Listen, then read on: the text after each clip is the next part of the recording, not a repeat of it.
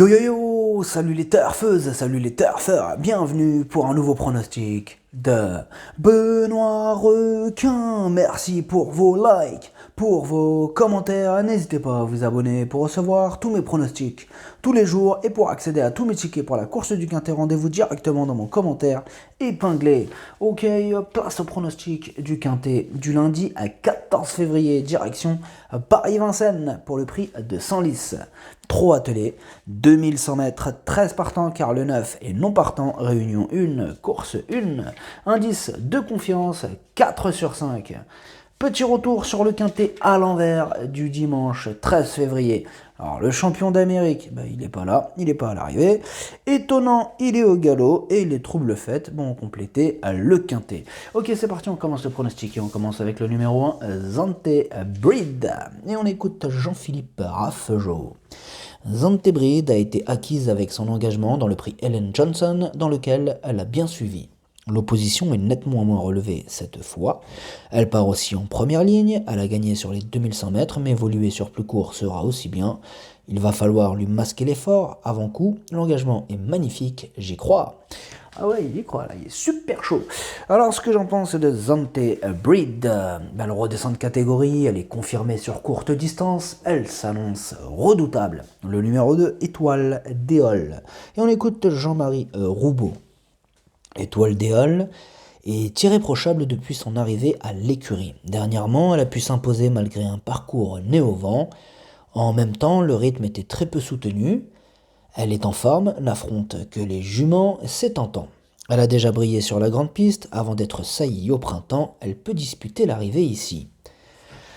Alors ce que j'en pense d'Étoile Déole, la pêche, elle enchaîne les excellentes performances, elle est polyvalente, elle est bien placée derrière l'autostart, elle a une belle carte à jouer.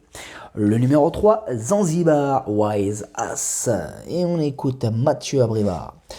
Zanzibar Wise Ass, c'est spécial, je trouve qu'elle ne s'applique pas trop. C'est une course dans ses cordes, sur une distance qui va lui plaire et dans laquelle elle a hérité d'un bon numéro derrière les ailes de l'autostart. Tout est réuni pour bien faire. Je pense qu'il faut que je la laisse dérouler tout le temps. Elle voit un lot comme ça, mais reste assez susceptible. Ah oui, c'est vrai qu'elle est quand même un peu susceptible. Alors, ce que j'en pense de Zanzibar Wise Ass, son entraîneur a bien résumé la situation. Bon, elle voit ce lot, elle a un bon numéro, mais tout sera une question de sagesse. Le numéro 4, Vanity Louis, et on écoute Mademoiselle Mélanie Gibon. Vanity Louis n'a pas couru depuis 2 mois en raison de petites allergies respiratoires, mais rien de grave. Elle revient bien et court souvent bien sur sa fraîcheur. Cela dit, il va vraiment falloir aller très vite dans cette épreuve, car le lot est de qualité. Elle va encore manquer de rythme, une 4e ou 5e place nous satisferait à l'issue d'un parcours à l'économie. Alors ce que j'en pensais de Vanity Louis, elle effectue une rentrée, elle enchaîne les échecs, on la préfère sur de plus longues distances, d'autres candidatures nous apportent de plus solides garanties. Le numéro 5, Digital Class, et on écoute Ronnie Kuiper. Digital Class reste sur 3 disqualifications, mais elle retrouve un driver, Björn Goop, avec qui cela s'est bien passé 2 fois de suite. Elle travaille bien, si elle est sage, elle a sa chance. Alors ce que j'en pense de Digital Class, alors tout d'abord, c'est elle la 8e de mon pronostic. Elle reste sur 3 disqualifications consécutives, et oui, ça peut refroidir un petit peu cette histoire, mais bon, elle retrouve une distance qu'elle apprécie, elle a hérité d'un bon numéro, elle peut remettre les pendules à l'heure. Le numéro 6, Uma Dasti, et on écoute Franco Ferrero. Uma Dasti est une jument très caractérielle. Elle est capable de grandes choses, comme de très mauvaises, à l'image de la dernière fois à Saint-Galmier, où elle n'a pas voulu s'employer. Elle vaut beaucoup mieux que ce qu'elle a montré lors de ses dernières prestations. J'espère qu'elle sera dans un bon jour, car elle a les moyens de bien faire. C'est vrai qu'elle avait déjà bien fait dans un bon lot. Alors ce que j'en pense d'Uma Dasti, c'est 9 dernières courses, aucune fois à l'arrivée. C'est vrai que dans ces conditions, difficile de lui accorder notre confiance. Le numéro 7, Vikens Fingerprint. Et on n'aura pas les commentaires de l'entraîneur de ce numéro 7.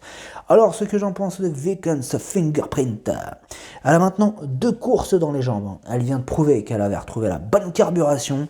Elle va en faire souffrir plus d'une sur sa route. Le numéro 8, Giulia Pellini. Et on écoute Magnus Dahlen. Julia Pellini s'est bien comportée à Lyon-la-Soie. C'était une course assez désordonnée avec beaucoup de chevaux s'arrêtant ou galopant devant. C'était un peu n'importe quoi la phrase, comment je l'ai dit, attendez.